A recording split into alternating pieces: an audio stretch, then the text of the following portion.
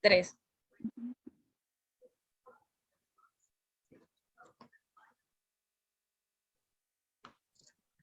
Buenas compañeros, bueno, nosotros vamos a exponer acerca del espectro de esquizofrenia y otros trastornos psicóticos desde el DSM-5 y la psicología anormal.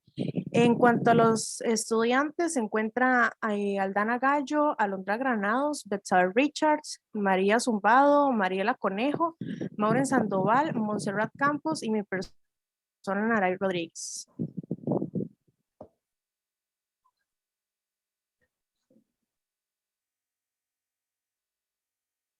Ahora bien, ¿en qué consiste la esquizofrenia?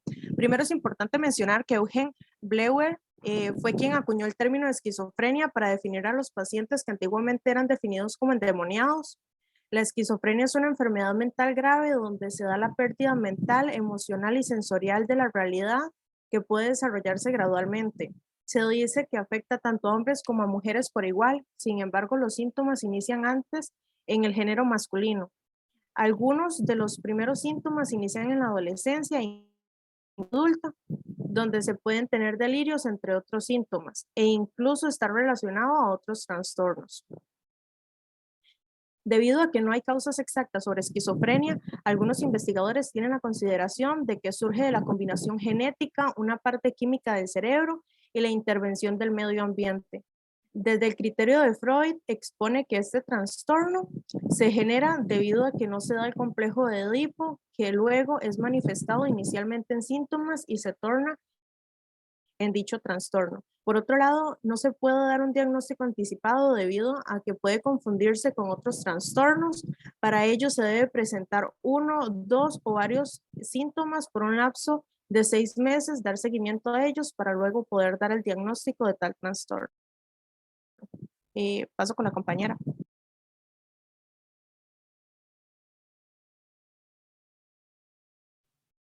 Bueno, con respecto a los tipos de esquizofrenia, primero vamos a hablar de los tipos con respecto a la psicología clínica. Tenemos la esquizofrenia paranoide, que predomina principalmente estos pensamientos que son continuos en la persona y que dan lugares a delirios paranoicos.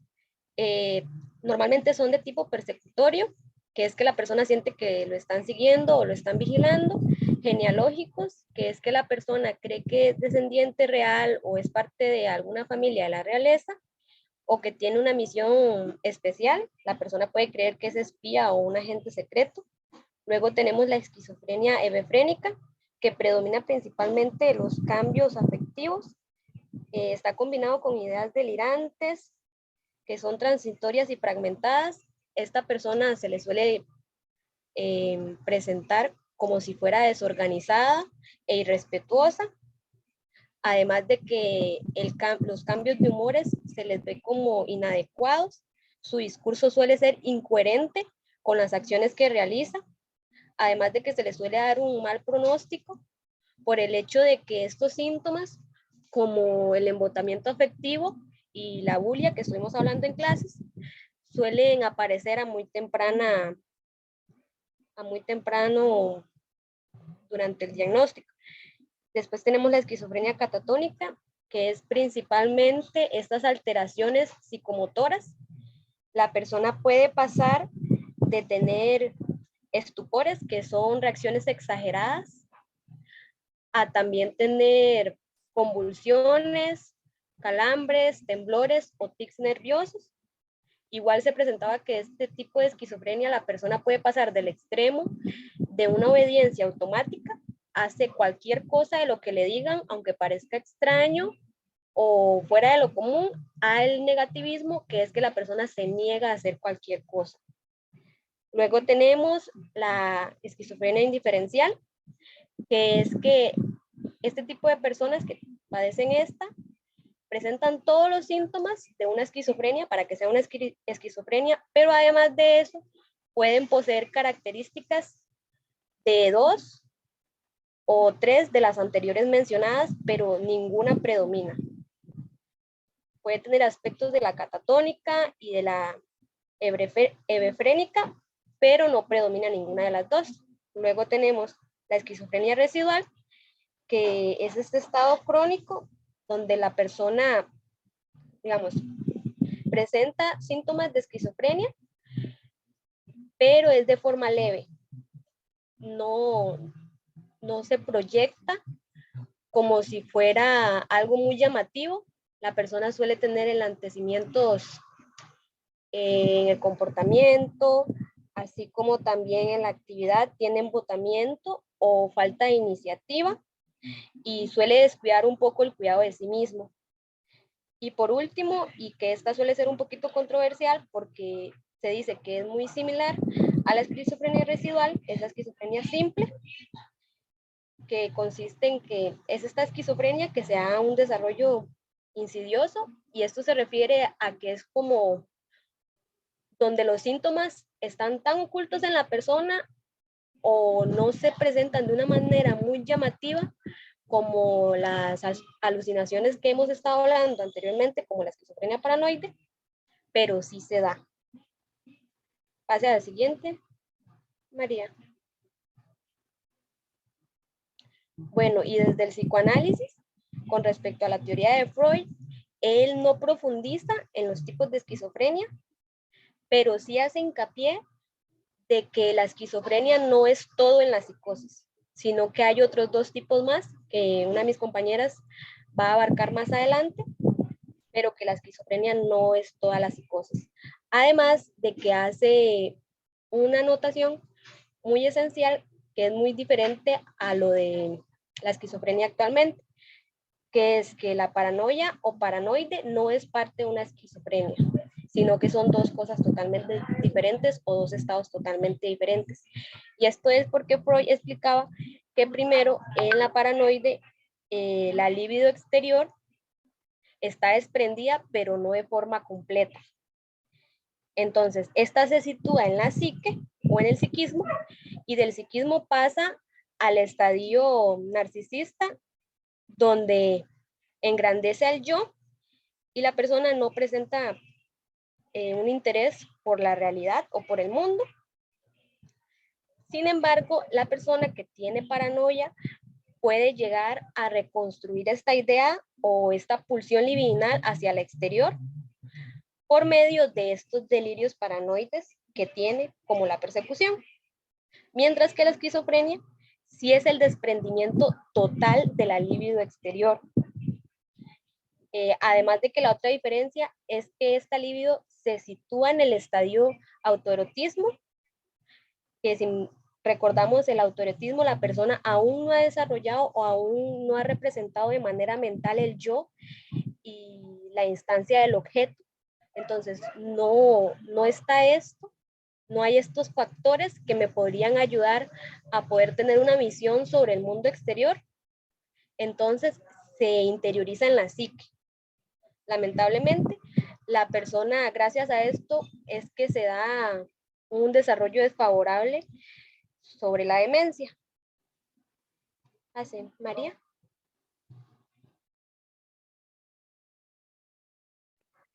Bueno, ahora continuamos con algunas características o generalidades de lo que es el trastorno de esquizofrenia desde el enfoque psicoanalista.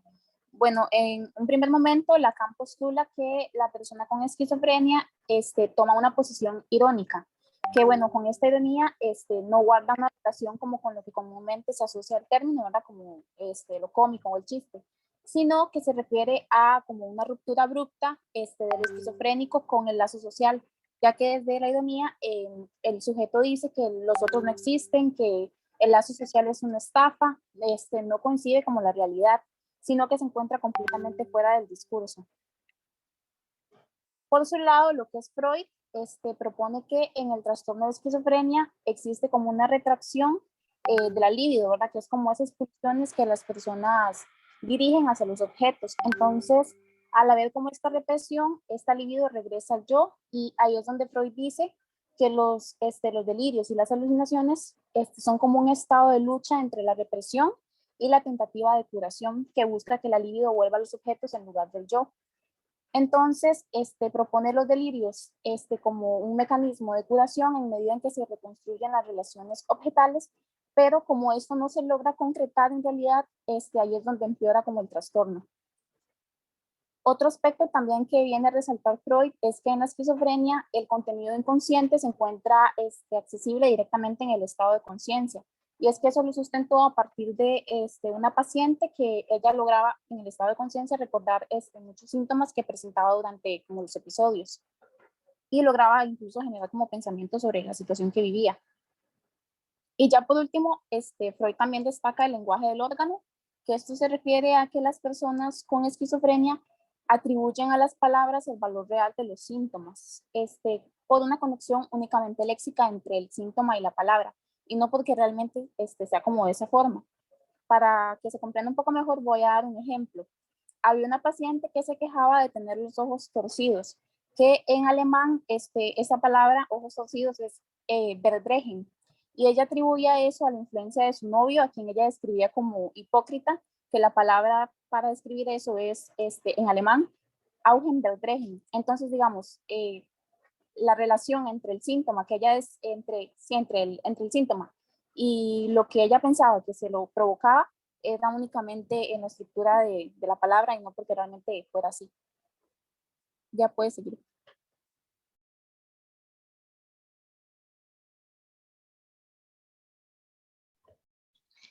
Muy bien.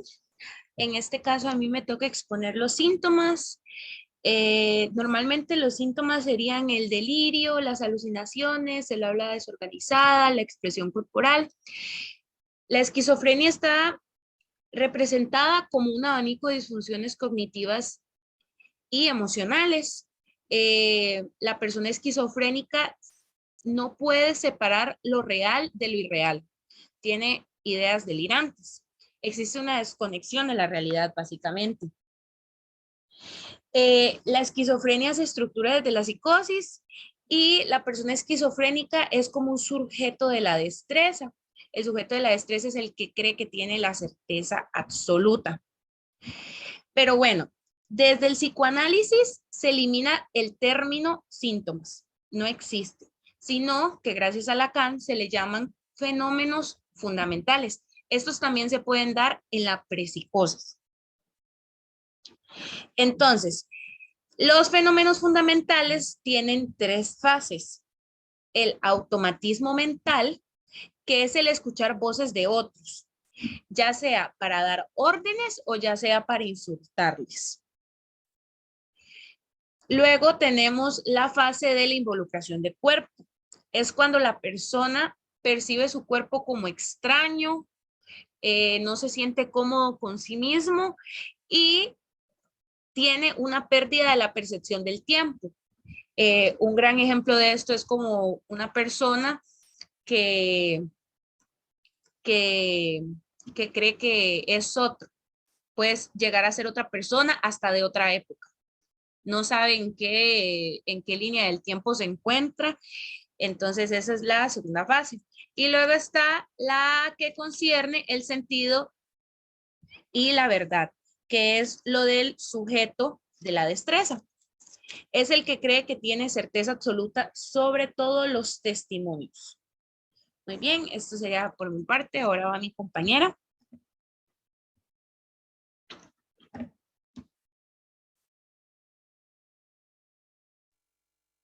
Hola, yo les voy a hablar sobre los criterios diagnósticos. La definición de criterios diagnósticos es que esta es una clasificación que organiza las categorías de los trastornos mentales con el fin de valorar si las particulares del individuo se puede incluir o excluir con un trastorno mental que tiene una serie de condiciones dependiendo de la sintomología presente y el tiempo determinado en que los síntomas persistieron. Según la DSM-5, existen algunos criterios, los cuales son la fase A,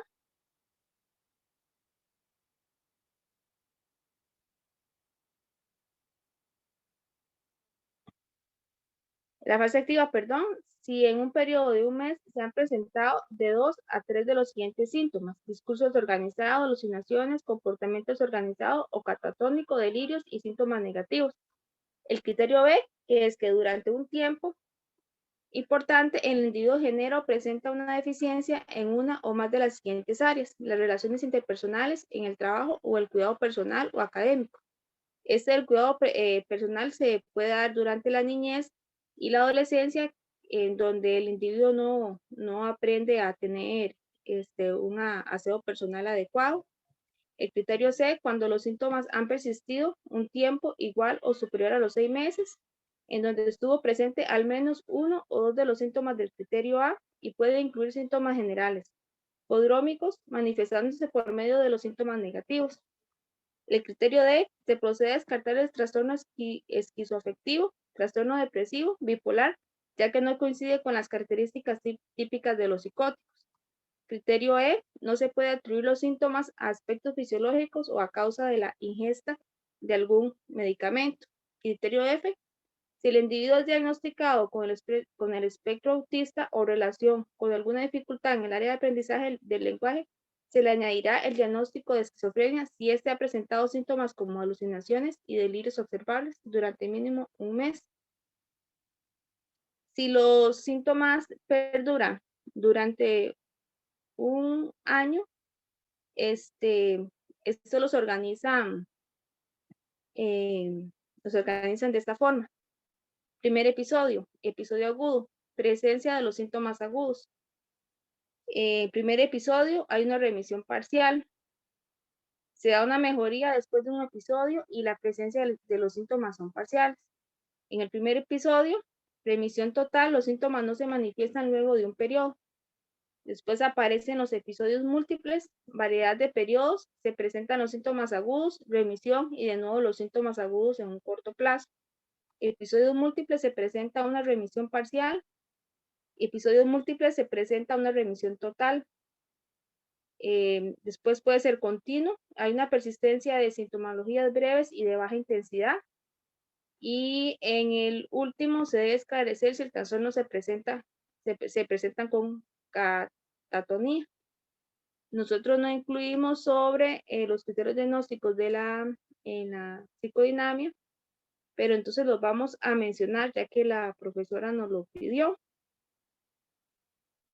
Entonces, los criterios diagnósticos son trastornos deperceptivos, alucinaciones extrañas que controlan las fuerzas extrañas, trastorno esquizofrénico de pensamiento, ideas delirantes, contenidos extraños, mágicos o esoteria, conductas extrañas o deterioro de hábitos sociales, higiénicos, pasividad y falta de espontaneidad, mirarse prolongadamente en un espejo, personalidad psicótica. Eso sería de mi parte.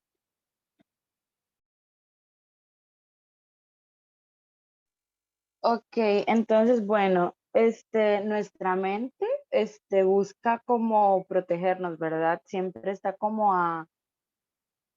ahí trabajando para nosotros, por lo que los mecanismos de defensa se entienden como mecanismos inconscientes que le permiten al individuo, tener como un balance entre lo real y lo que está pasando en su interior, ¿verdad? Para disminuir lo que es la tensión, la disonancia cognitiva y todo ese tipo de perturbaciones que puede estar viniendo. Desde Freud tenemos lo que es la transferencia, que aquí lo que sucede es que la persona con esquizofrenia va a crear un objeto fantasioso desde lo que tiene reprimido con la energía y la importancia del objeto real que se ha perdido. Luego tenemos la forclusión, que esto lo aborda Lacan, explicando que la forclusión es restarle importancia, es expulsar aquello que se nos hace importante. Aquí habla de la forclusión del nombre del Padre como una metáfora en donde se le resta la importancia al sujeto que es importante para nosotros. Entonces, luego tenemos los mecanismos de defensa de la psicosis, que es la proyección delirante, en donde lo que sucede cuando hablamos de proyección, entendemos que se proyectan los pensamientos, las ideas o creencias que el ser humano no logra, que no es aceptado socialmente, entonces se proyecta en otra persona. Y lo que sucede en la psicosis es que aparte de proyectar eso, se actúa como si la persona lo estuviera haciendo. Luego se tiene la negación psicótica, que aquí, o sea, se percibe que las personas están actuando de formas diferentes, las reales e imaginarias están actuando de forma diferente. Y luego está lo que es la distorsión, en donde se hace, digamos, donde la realidad, lo que sucede es que se crea una realidad basada totalmente con el fin de que se acople a las necesidades de la persona con el espectro, ¿verdad? Teniendo creencias poco realistas, delirios, alucinaciones, entre otros. Y eso sería de mi parte. Gracias. Bueno, en cuanto a trastornos con los que se relaciona o se confunde la esquizofrenia según el ámbito clínico y el DSM-5 y también en parte según el CIE-10, se encuentra el trastorno esquizotípico de la personalidad, que está dentro del grupo categórico del trastorno de la personalidad, pero también se considera parte del espectro de la esquizofrenia, ¿verdad? Dice que se caracteriza, ¿verdad?, por un comportamiento excéntrico o un comportamiento que es fuera de lo normal y también presenta anomalías del pensamiento, lo que se puede asemejar a la esquizofrenia. Sin embargo, debe estar presente de manera continua o episódica durante 2, 3 o 4 años, ¿verdad? Y aunque esto pase durante bastante tiempo, el enfermo nunca va a reunir las pautas o los requisitos necesarios para que le den un diagnóstico de que tiene esquizofrenia. También podemos encontrar el trastorno delirante o el trastorno de las ideas delirantes orgánico, que se le dice también así. Y este se centra más en ideas delirantes recurrentes, que la persona siente como que lo persiguen o tiene celos extremos o que tienen una enfermedad o que alguien se va a morir, bueno, ese tipo de cosas, ¿verdad? Y eso se puede acompañar de alucinaciones, pero si esto, a diferencia de esquizofrenia, estas no se limitan a su contenido, ¿verdad? Ahí es donde como que están como relacionadas, pero que son diferentes. También tenemos al trastorno psicótico breve, que este posee una sintomatología propia de la esquizofrenia, pero esta dura al menos un día, pero menos de un mes, ¿verdad? Y también está el trastorno esquizofreniforme, que tiene los mismos criterios del anterior. También posee sintomatología propia de la esquizofrenia, pero esta aquí la duración es de mínimo de un mes, pero menos de 6 meses, ¿verdad? Y para la esquizofrenia se ocupan al menos 6 meses en adelante. También tenemos lo que desde el psicoanálisis, ¿verdad? Recordemos que la psicosis, ¿verdad? Tiene la estructura de la psicosis, son la paranoia, la psicosis maníaco-depresiva y la esquizofrenia. Normalmente se relaciona la paranoia y la psicosis maníaco-depresiva porque como están dentro de la estructura, la gente suele como llegar a relacionarlas, ¿verdad? En cuanto a la paranoia, esta es como un delirio más o menos armado y coherente. Puede aparecer tardíamente en la vida del paciente o también puede acompañarlo desde temprano sin interferir con la realidad de la persona. Esta puede que si la persona no se dé cuenta o también puede que la persona arme el delirio propio, ¿verdad? Entonces, algunos psiquiatras dicen que la diferencia está en que este va progresivamente a lo largo de la vida del paciente, ¿verdad? Pero no es detectable, o sea, no presenta ningún corte abrupto como lo implica el brote de la esquizofrenia. Y en cuanto a la psicosis maníaco-depresiva, este es como un estado de agitación, ¿verdad? Generalizada y un estado depresivo, o sea, que un momento puede estar muy, muy feliz y otro puede pasar a estar muy, muy triste, ¿verdad? Y presentan periodos en los que no quieren hacer nada, que se sienten mal, y estos pueden estar, pasar de un periodo a otro. Lo curioso de este es que van en orden, ¿verdad? A lo largo de su vida y tiene periodos de calma que se llaman mesetas. Eh, la diferencia con la esquizofrenia es que se da por cambios abruptos en el estado de ánimo y la esquizofrenia es más relacionado con cómo la persona percibe, perdón, la realidad. Y eso sería de mi parte.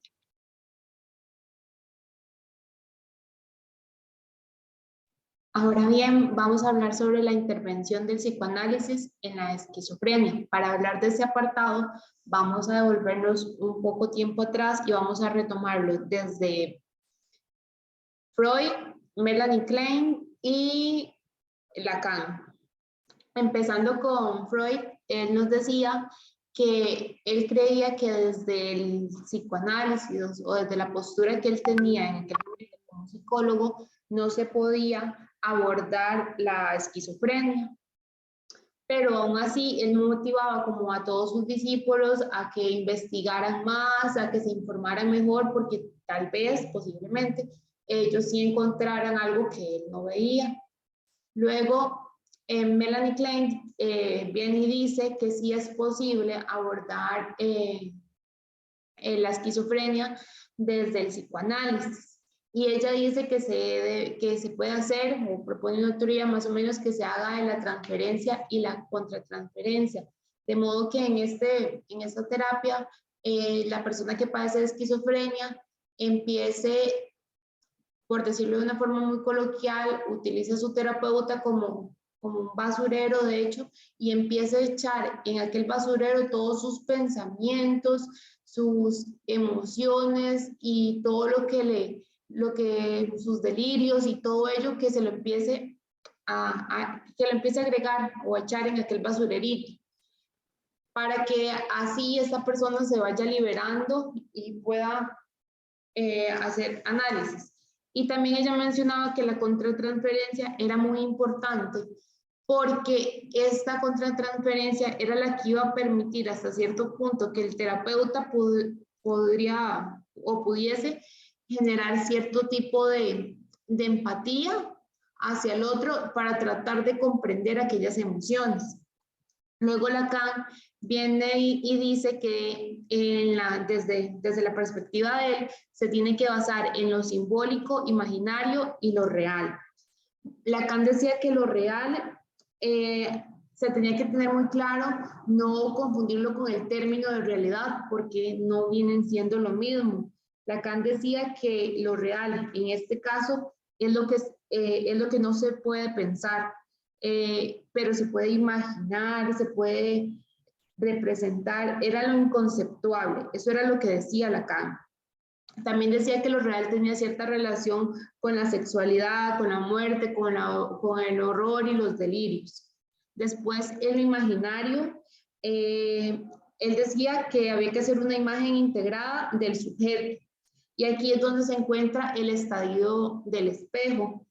Más o menos, lo imaginario iba muy en enlace con ese estadio del espejo.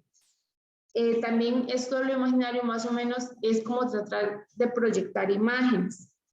Después, con lo simbólico, a modo de representaciones indirectas o figurativas de una idea, un conflicto o un deseo de importancia.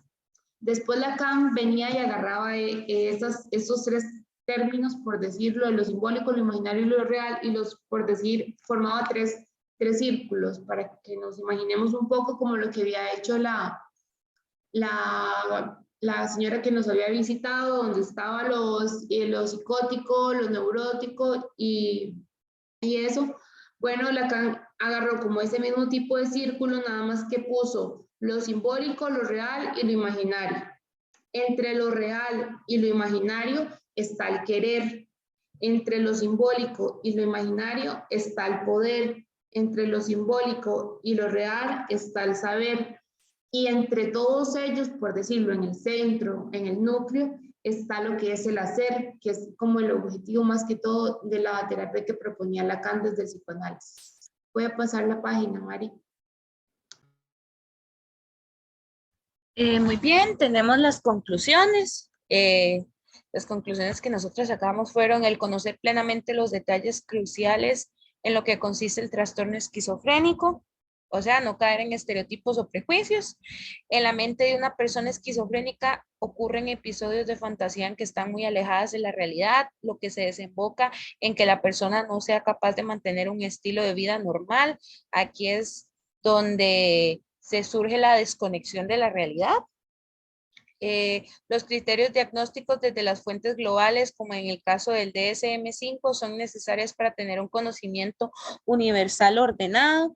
Es importante no confundirse debido a que un mal diagnóstico puede afectar negativamente la vida de una persona, marcando para siempre y a quienes los rodean debido a un tratamiento diagnóstico que no es apto para el paciente.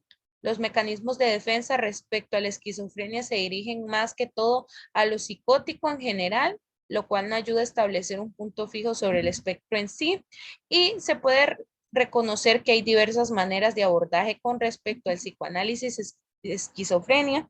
Esto va a depender mucho del o la analista y su estilo de vida para aplicar los procesos de terapia. Muy bien, ahora tenemos el testimonio de una persona con esquizofrenia grave. Para esto traemos a una invitada.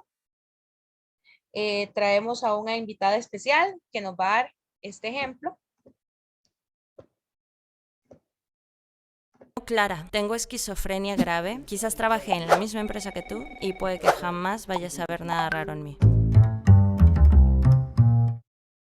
Tengo esta enfermedad desde hace años y durante mucho tiempo tuve un médico que no supo diagnosticarme bien. En las últimas Navidades, por ejemplo, mis alucinaciones llegaron al extremo de creer que mi familia conspiraba para violarme o secuestrarme.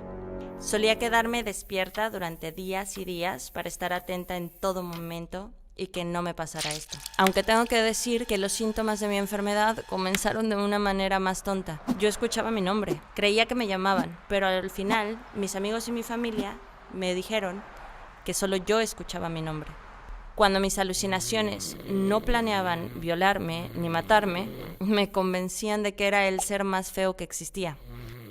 Me veía como algo así, lo que acabó generando que dedicara 4 horas de mi día para arreglarme antes de salir a la calle. Y cuando no quería que el resto del mundo me viera, directamente me encerraba en mi cuarto durante días. Después empecé a notar picaduras o mordiscos de toda clase de insectos. Arañas, mosquitos, que nunca estaban ahí, y mucho menos para picarme. Es lo que me pasaba en los días normales. Otros creía que era un espía de la CIA, y lo peor que me pasó fue escuchar la voz de mi primer aborto involuntario. Al día de hoy sigo un tratamiento diario, y ya no tengo alucinaciones en las que siento que me persiguen, me secuestran o me matan. Pese a mi enfermedad, ahora he conseguido llevar una vida normal. Me llamo Clara, tengo esquizofrenia grave, quizás trabajé en la misma empresa que tú y pues...